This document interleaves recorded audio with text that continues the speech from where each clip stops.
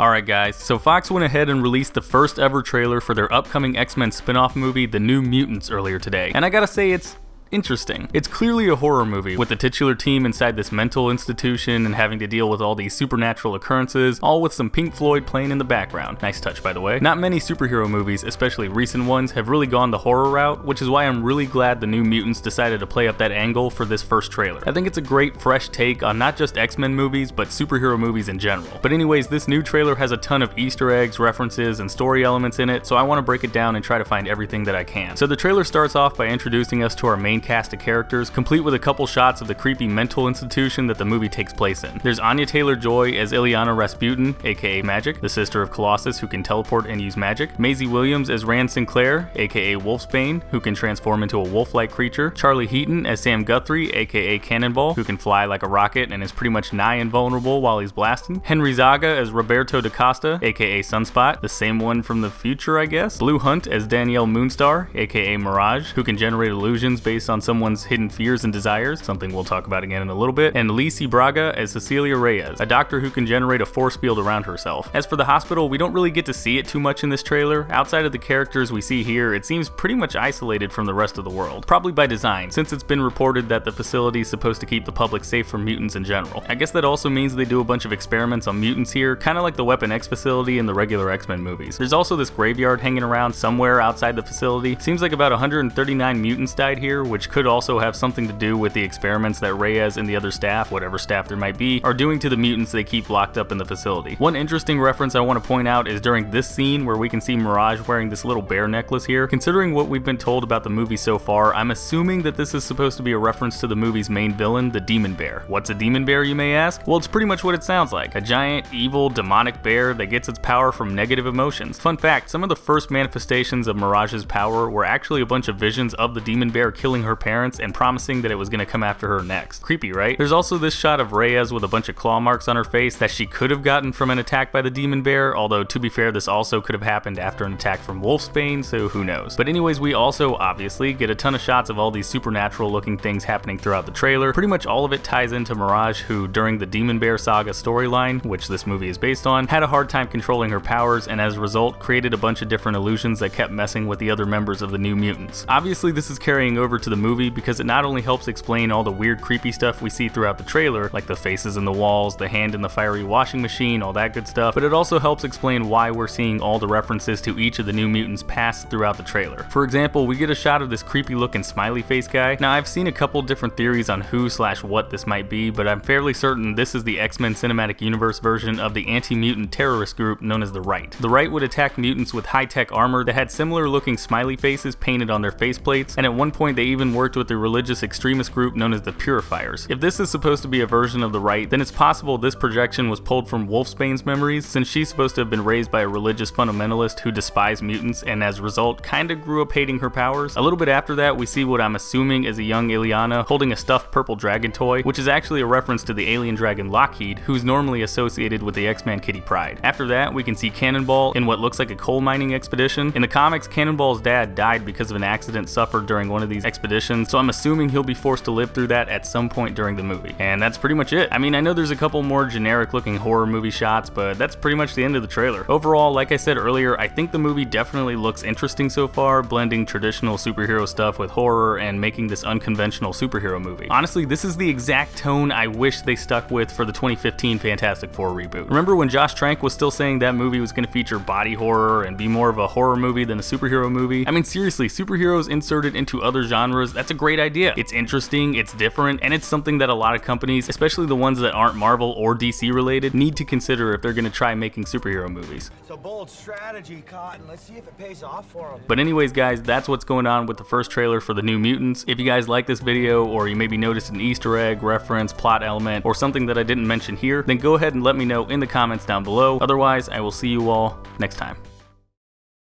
Hey, thanks for watching. If you liked the video, be sure to click that like button, maybe leave me a comment while you're at it, and go ahead and click that subscribe button.